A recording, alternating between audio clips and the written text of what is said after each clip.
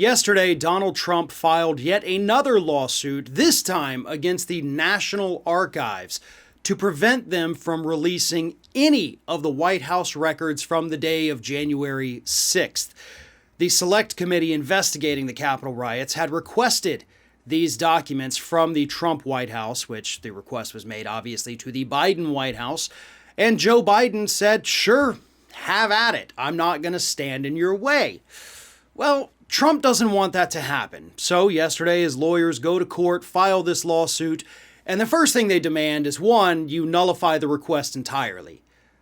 So, no, doesn't matter, you can't have it. But the second thing they requested, and this is the part that on their behalf is actually fairly smart, they said before anything can even be released, they want the National Archives to go through all of those documents, all the communications, and identify which ones would be relevant to the committee's request, and then turn all of those over to Trump and his legal team in order for them to determine which ones are protected by executive privilege.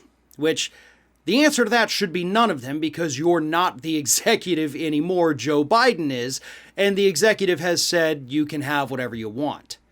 But the reason that move is smart on behalf of the Trump legal team, I didn't say it's good, I said it's smart, is because that process would likely take years.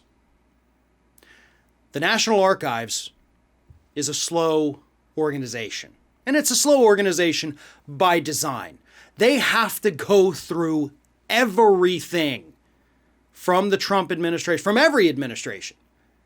Every single document, every single communication, every official email sent from White House computers, everything, folks. And it does take years, and the Trump legal team knows this. They know that they could likely lose just on the let's nullify the entire request part. But asking for the specific documents, making sure that they could claim executive privilege on some of them, that is a case they might actually be able to win. Which is why it's so shocking to me that Trump actually hired lawyers smart enough to know how to do that. I have not been impressed with any of the legal representation that Donald Trump has had over the years. This group, however, seems to know what they're doing to best hamstring the January 6th Select Committee.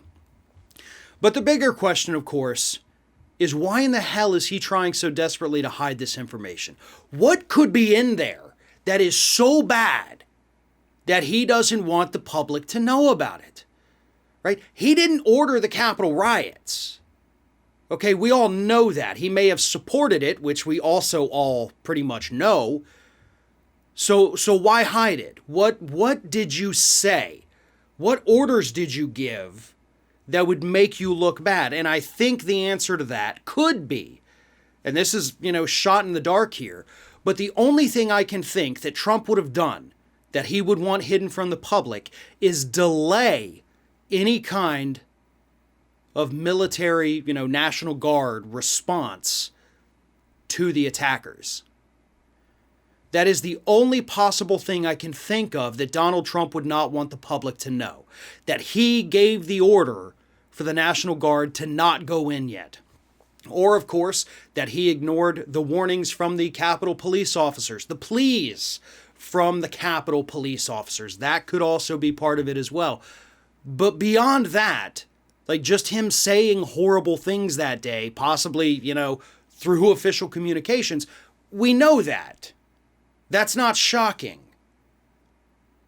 So it has to be something big for him to be fighting so desperately to prevent these communications from being released. And if his lawyers are successful, this request is going to outlive the committee, and we may never know what was in those communications from that day. This episode is brought to you by CuriosityStream, a subscription streaming service that offers thousands of nonfiction movies and shows from some of the world's best filmmakers, including exclusive originals. CuriosityStream is extremely affordable at under $20 per year. CuriosityStream is the world's first streaming service addressing our lifelong quest to learn, explore, and understand. They feature fascinating true stories that are entertaining and engaging without the reality show nonsense. And it's available on many platforms. They have a web app. You can get it on Roku, Android, Xbox One, smart TVs, iOS, Chromecast, Amazon Fire, Amazon Kindle, and Apple TV. It's available worldwide, and the content spans categories such as science, nature, history, tech, society, music, and much, much more. CuriosityStream covers stories in ways you've never seen before, and they're adding new and exciting titles all the time as well. Some of the new films and shows that are being released every month, a great new addition is Kurdistan, the untold story of Mesopotamia, which looks at the amazing history of the Middle East. You should also check out 9/11 Kids, the stories of the children that were present in the classroom when Bush learned about the attacks on the World Trade Center. Absolutely phenomenal film. So go to curiositystream.com/ROF for unlimited access to the world's top documentaries and nonfiction stories. And for our fans, use promo code ROF and you will save 25% off, which comes out to only $14.99 per year, which is just $1.25 per month. So click the link below to go to curiositystream.com/ROF, save 25% right now. That's just $14.99 per year.